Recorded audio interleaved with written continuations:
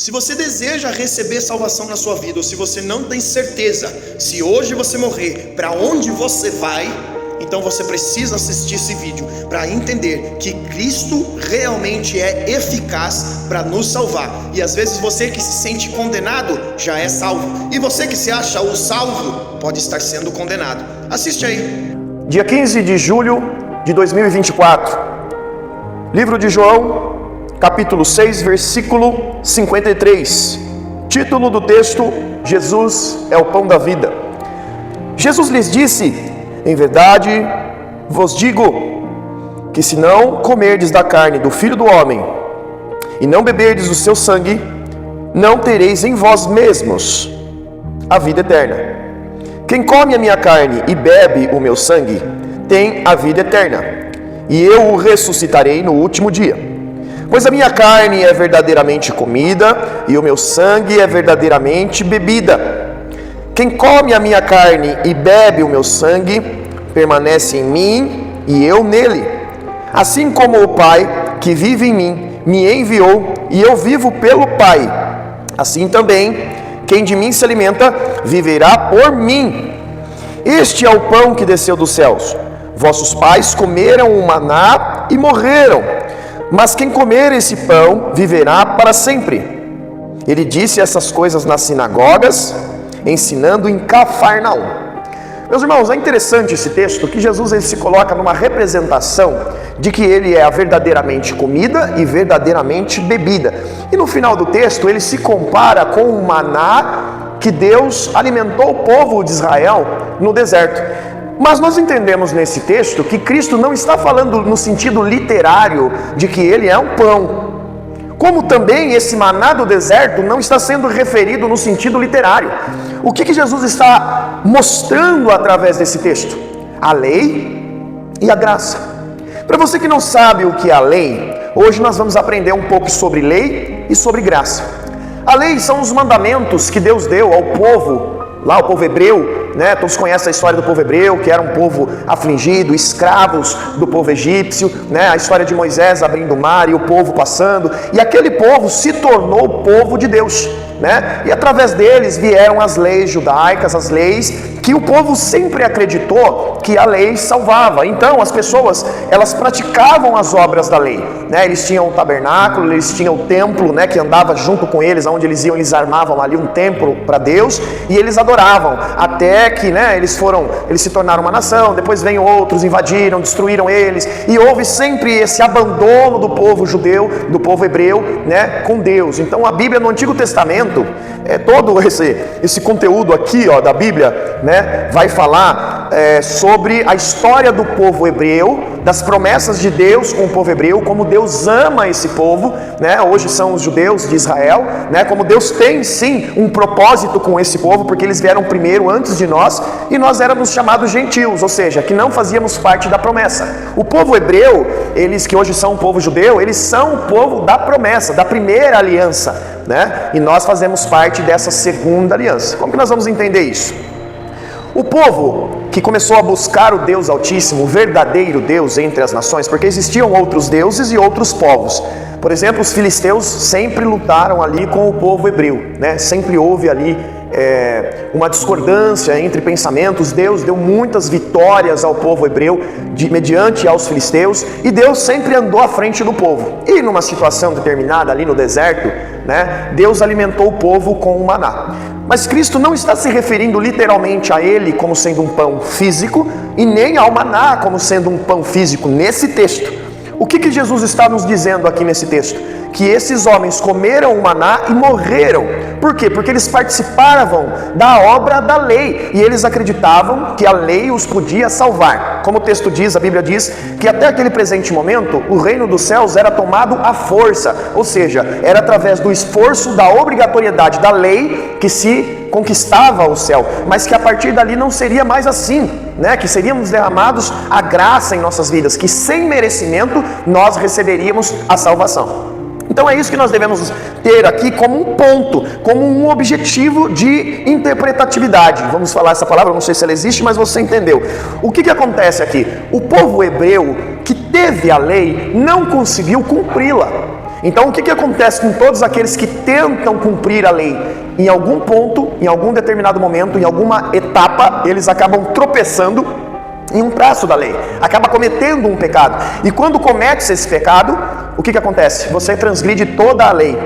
Então a Bíblia nos fala no livro de Romanos que a lei, ela não veio para me livrar do pecado. Pelo contrário, ela ressaltou o pecado que há em mim. Porque a lei, na verdade, ela é de Deus. Ela é a obra de Deus em nossas vidas. Ela é a vontade de Deus em nossas vidas. O problema é que a nossa carne não tem a capacidade de cumprir a lei. Nós não temos em nós mesmos essa autonomia de conseguirmos nos manter purificados.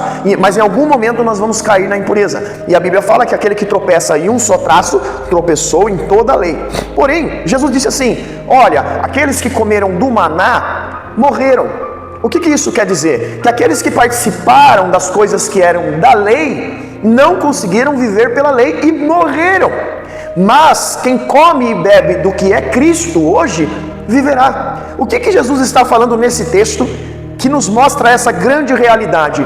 Que aqueles que vivem pelas obras, aqueles que acreditam na salvação pelas obras, aqueles que acreditam que deve ser alguma coisa para merecer a salvação, esses morrerão, porque eles estão vivendo a lei, eles estão vivendo as práticas judaicas, ou seja lá quais práticas você aprendeu para método de salvação na sua vida, mas isso lhe condenará. Por quê? Porque nós tropeçamos em muitas coisas, nós não conseguimos cumprir como realmente é. E ele está dizendo assim: se você comer o maná, que representa a lei, você vai morrer. Se você se alimentar daquilo que é o pão do passado, por que ele se comparou como pão e ele comparou-se ao maná? Porque o maná foi o alimento do passado, dos antepassados, ele usa o termo aqui. E agora ele era o alimento do dia, do agora, daqui para frente o alimento era ele, não mais o maná. Entenda bem. A Bíblia não está se referindo a pão, a comida física. A Bíblia está falando sobre um método de vida. Quando Jesus se apresenta como pão da vida aqui, ele está dizendo que é o alimento diário. Por que ele se refere ao pão? Porque todos os dias nós precisamos nos alimentar. Porque todos os dias, para nos manter de pé, nós precisamos de um bocado de comida. E o pão era a comida mais utilizada da época. Era o que o povo tinha todos os dias que comer. Então no maná, todos os dias Deus dava a lei. E agora no pão da vida, todos os dias o Senhor nos dá a graça. Então, entendendo esse versículo que está se referindo à lei e à graça, nós começamos a entender o porquê Cristo está falando que Ele é verdadeiramente comida e Ele é verdadeiramente bebida. Meus irmãos, o que a carne de Jesus representa aqui nesse texto? Nós sabemos que somos corpo, que é a carne, alma, que é o nosso coração, é os nossos sentimentos, e espírito, que é o fôlego da vida que Deus soprou dentro de cada ser humano. Então nós somos um ser triúnico. E aí ele disse que a carne dele era comida, que a carne dele deveria ser comida a cada dia. Meus irmãos, entenda bem, Jesus Cristo, ele não estava preso à carne, como nós estamos.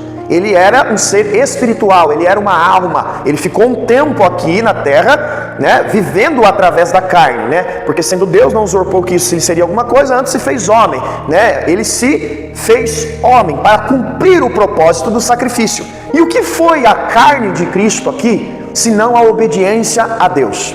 Uma obediência exclusiva a quem Deus era. Então o texto está dizendo aqui que a vida de Jesus, o estilo de vida de Jesus, o anunciar das boas novas, o evangelho da aceitação, a vida que Jesus teve aqui, né? A vida que Jesus teve, que Ele levou aqui, é para nós um pão diário. Por quê? Porque Ele está dizendo que a carne dele é o verdadeiro pão. Então o estilo de vida que Jesus teve na terra, por isso que nós não podemos, alguns falam, eu vou aceitar Jesus, fui salvo e agora posso viver como eu quero. Não, você morre para você mesmo, você morre para o pecado e agora você é escravo de Cristo. O escravo não tem mais vontades próprias, ele vive para o seu Senhor. Então o que o texto está nos dizendo aqui? Que aqueles que comem desse pão diariamente se alimentarão do Senhor e eles terão parte com o Senhor. Ou seja, a carne do Senhor, que é o estilo de vida que ele teve em terra, é o caminho a ser seguido. Como Paulo disse, sede meus imitadores como eu sou de Cristo. Ou seja, nós imitamos a Cristo. Nós temos que imitar os passos de misericórdia, de bondade, de compaixão, de aceitação que Jesus teve. tá? E para isso nós precisamos todos os dias nos aventurar nas Escrituras. Por quê? Porque Cristo é as Escrituras, os Evangelhos são as Escrituras e nós precisamos nos alimentar delas. Entenda bem, uma vez que você todos os dias se alimenta da palavra, você está se alimentando da carne de Cristo, do momento em que Cristo esteve na terra em carne, e esse alimento ele deve ser diário, assim como quando o pão era utilizado aqui como o almoço, né, como a refeição principal, todos os dias as pessoas precisavam comer pão para não desfalecer. Todos os dias você precisa de Cristo, e Cristo é as Escrituras. Então ele diz: eu sou o pão da vida, né? Quando você se achega às Escrituras e você lê as Escrituras, você está se voltando para Cristo, e logo você sabe o que é ser um imitador de Cristo. Você deixará os rudimentos da religião, você deixará os erros das doutrinas dos homens e aprenderá a religião verdadeira, que é Cristo, e as doutrinas verdadeiras que estão escritas aqui. Então, não tem problema se você quer frequentar uma igreja, se você quer... Não tem problema, não é errado, desde que você entenda que o prédio não é a igreja, mas aquelas pessoas que estão ali são a igreja. Nós temos que entender que hoje as pessoas falam, vamos à igreja, e elas vão, e quando chegam na igreja elas não conversam com ninguém, elas não abraçam ninguém, elas não querem saber da vida de ninguém, elas vão ali para buscar para elas e vão embora. Então entenda bem, você não foi à igreja, você foi ao prédio, porque a igreja, na verdade, ela é a junção dos santos. A igreja, na verdade, é o ajuntamento de cristãos em um determinado lugar, e esse lugar pode ser um lugar qualquer, não necessariamente a sua denominação. Então, se você quer aprender o que são as doutrinas de Cristo, se você quer aprender quem Cristo realmente é, você precisa ir às Escrituras, porque as Escrituras é o pão que deve ser comido a cada dia. Se você ficar 3 ou 4 dias sem comer nada, você cairá de cama, você ficará enfermo, você não terá forças. Da mesma forma são as Escrituras. Uma vez que você pula um dia, pula 2 dias, pula uma semana, há crentes que há mais de um ano não lê as Escrituras. Então, quando você não vai ao pão da vida, você tem a tendência de desfalecer e morrer diante da situação. Mas não apenas o pão, ele também disse que ele é o sangue, né? Ele é a verdadeiramente bebida, que nós deveríamos beber do seu sangue. E o que isso representa? Imagina comigo.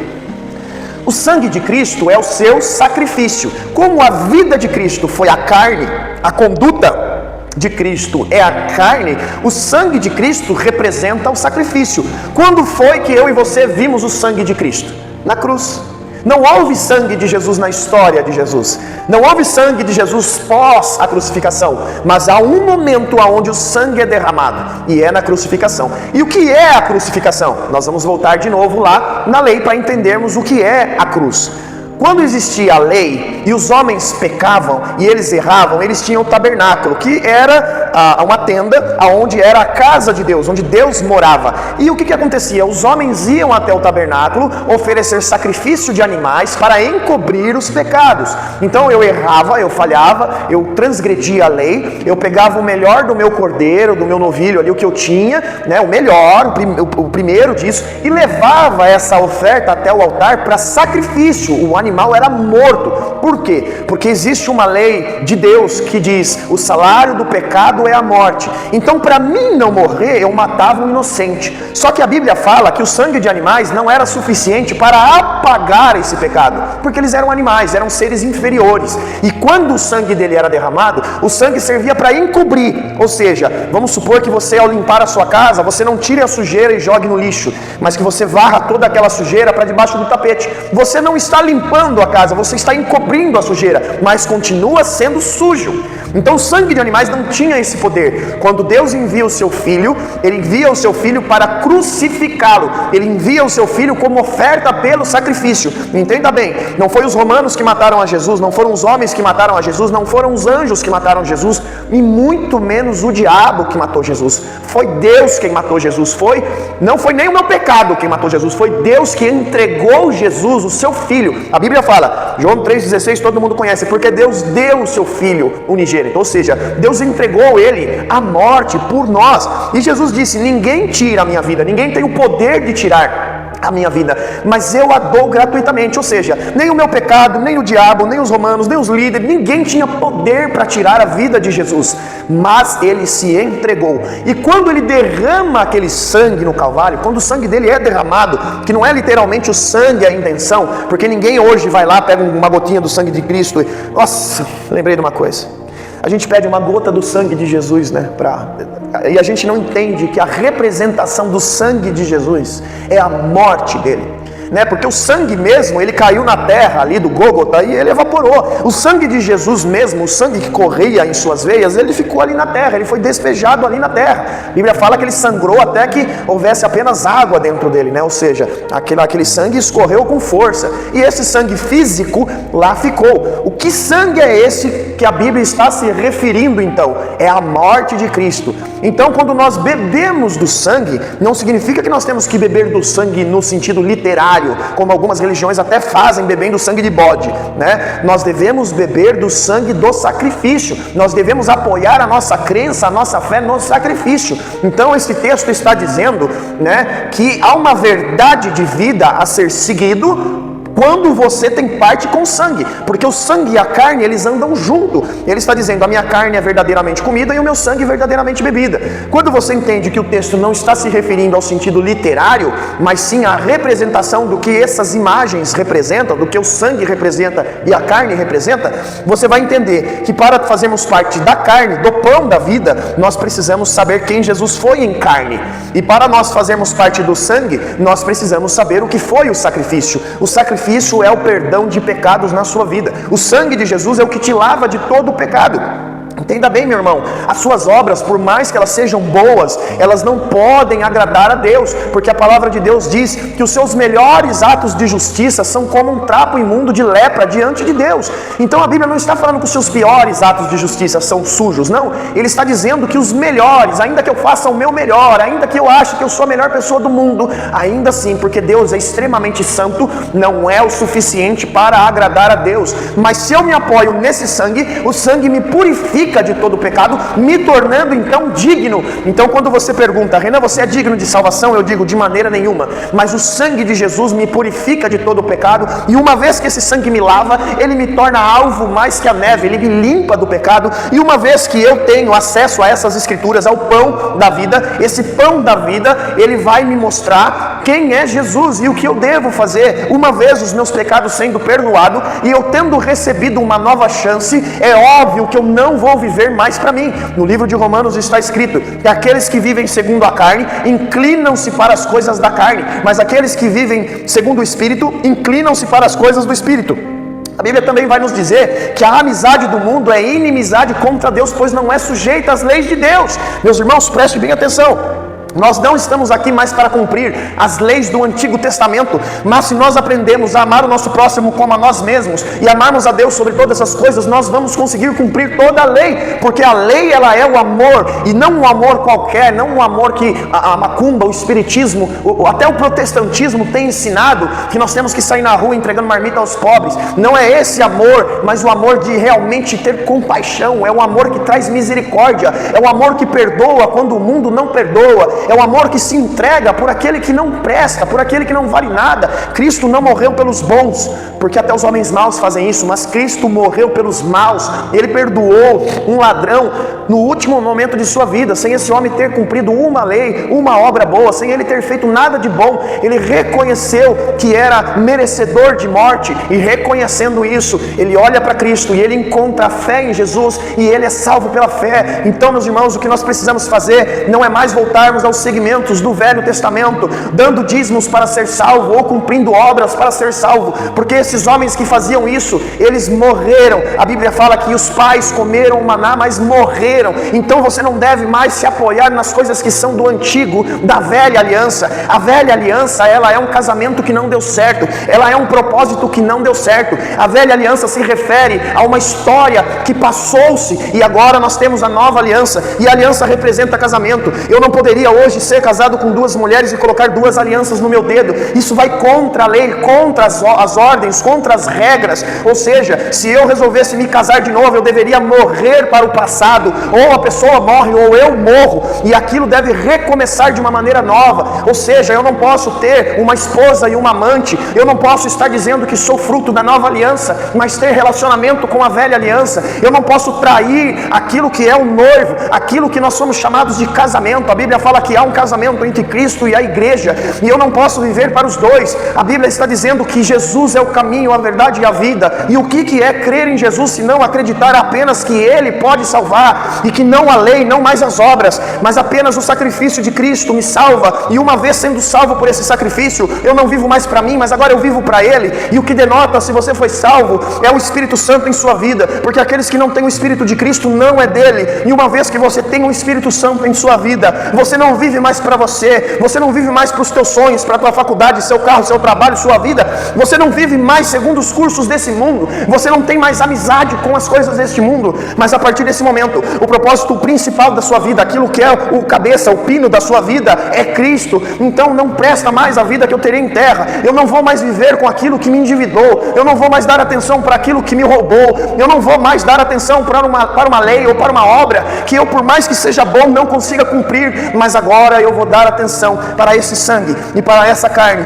que tem o poder de me salvar gratuitamente, apenas eu preciso crer. Então, vocês que frequentam a igreja, principalmente os protestantes, que estão misturados com as culturas judaicas, você protestante que frequenta a igreja e gosta de seguir culturas judaicas, entenda muito bem o que eu vou te falar agora. Se você adere a um só traço da lei, como o dízimo, se você adere a um só ponto da lei, que era a antiga aliança, você deve cumprir toda a lei, pois não podemos ser casados com duas esposas, não podemos dar atenção à esposa atual e à velha esposa, isso seria traição. Nós não temos mais alianças com o Velho Testamento. O Velho Testamento nos serve para entendermos quem Deus é. O Velho Testamento serve para entender o que Israel representa para Deus. Não que Deus não tenha salvação para Israel, não que Israel seja um povo extremamente condenado. Não, Deus tem promessas ainda a se cumprir com Israel, porque eles são primeiramente o filho da promessa. Mas você não é Israel, cristão, você não faz parte da lei, cristão. Você deve fazer parte desse Cristo que nos salvará, que nos dará as roupas certas para estarmos diante de Deus. Então pare de ficar se prostituindo, pare de ficar traindo Cristo, pare de ficar olhando para a antiga lei, para a antiga aliança, sendo que você tem uma nova aliança mais eficaz do que a velha. Nós estamos aqui para crer em Jesus Cristo como o único e suficiente Salvador. É por isso que nenhum outro Deus, nenhum outro santo pode te salvar. É por isso que não há salvação em nenhum outro lugar. Por isso que Cristo não aceita ser dividido. É apenas Ele. Ele está dizendo: eu sou verdadeiramente comida e verdadeiramente bebida. Aquele que come e bebe de mim viverá. Mas aquele que não tem parte comigo, aquele que não participa do meu sangue e da minha carne, não tem parte comigo. Esse não é meu. E se você não é dele, você é aqui do antigo maná. E se você é do antigo maná, você morrerá. Como o texto diz: os seus pais comeram o maná e morreram, e você também morrerá. Portanto, nós não cremos em nenhuma outra salvação ou método de salvação que não seja por intermédio de Jesus Cristo. Jesus veio, morreu pelos seus pecados, e se você crer nisso, você se tornará alvo mais do que a neve, porque Ele entregou a sua vida como sacrifício, como oferta para apagar os seus pecados, para apagar a sua dívida. E uma vez Ele apagando a sua dívida, você se torna um devedor, não mais ao mundo, não mais a você mesmo, mas você se torna um devedor a Cristo Jesus. Portanto eu digo, pare de viver segundo as obras, pare de acreditar que as suas obras lhe podem salvar, porque apenas Jesus Cristo poderá lhe trazer salvação.